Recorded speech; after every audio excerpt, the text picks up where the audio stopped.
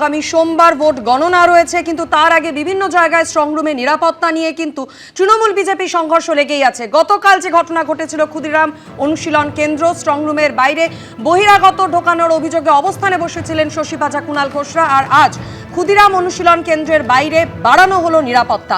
কতটা নিরাপত্তা বাড়ানো হলো এই মুহূর্তে সেখানে ঠিক কি ছবি, আরো বিস্তারিত আমাদের দেখাবেন প্রতিনিধি অনির্বাণ বিশ্বাস আমাদের সঙ্গে সরাসরি রয়েছেন। অনির্বাণ,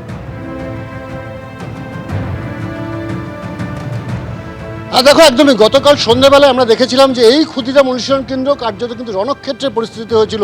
একদিকে তৃণমূল কংগ্রেস এবং অপরদিকে কিন্তু বিজেপি প্রার্থীরা তারা কিন্তু আমনাসামনা হয়ে যায়, এবং এই আমনাসামনি হয়ে যাওয়ার পর এখানে কিন্তু নিরাপত্তা বাড়ানো হয়েছে। তুমি দেখতে পাচ্ছ যে বড় বড় গার্ডরেল লাগিয়ে দেওয়া হয়েছে একেবারে যে ক্ষুদিরাম অনুশীলন কেন্দ্র রয়েছে তার সামনে, এবং সেই গার্ডরেল ঠিক একই কায়দা যেরকমটা আমরা নবান্ন অভিযান বা বিধানসভা অভিযানের ক্ষেত্রে দেখি যে শিকল দিয়ে এবং তালা লাগিয়ে দেওয়া হয়েছে, ঠিক একই রকমভাবে কিন্তু শিকল তালা লাগিয়ে গোটা এই যে ক্ষুদিরাম অনুশীলন কেন্দ্রের যে এন্ট্রেন্স বলা যায় সেই এন্ট্রেন্সটাকে কিন্তু পুরো ব্লক করে দেওয়া হচ্ছে, যাতে কোনো রাজনৈতিক দলের কর্মী সমর্থকরা ভেতরে ঢুকতে না পারেন।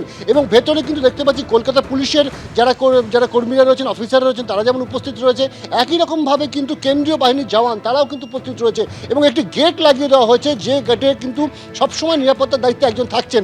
স্বাভাবিকভাবে এই যে পরিস্থিতি কিন্তু গতকাল সন্ধ্যের যে ঘটনা তার পরিপ্রেক্ষিতে তৈরি হয়েছে বলে এমনটাই কিন্তু প্রশাসন সূত্রে আমরা জানতে পারছি।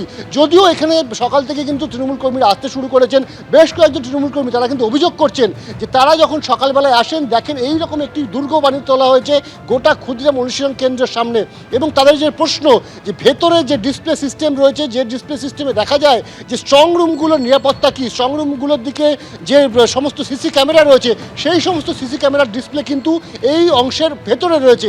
স্বাভাবিকভাবে তারা প্রশ্ন তুলতে থাকেন যে যদি ডিসপ্লে সিস্টেম দেখা না যায় তাহলে কিভাবে তারা বুঝবেন যে স্ট্রং রুমগুলো সুরক্ষিত রয়েছে, এই প্রশ্ন তারা তুলতে শুরু করেছেন। এবং তাদের অভিযোগ যে নির্বাচন কমিশন যদি নিরপেক্ষ ভূমিকা পালন করে থাকে তাহলে কেন ডিসপ্লে সিস্টেম বাইরে রাখা হলো না, কেন শুধুমাত্র এরকম একটি ব্যারিকেড করে দেওয়া হলো যে ব্যারিকেডের ভেতরে কেউ ঢুকতেও পারছে না।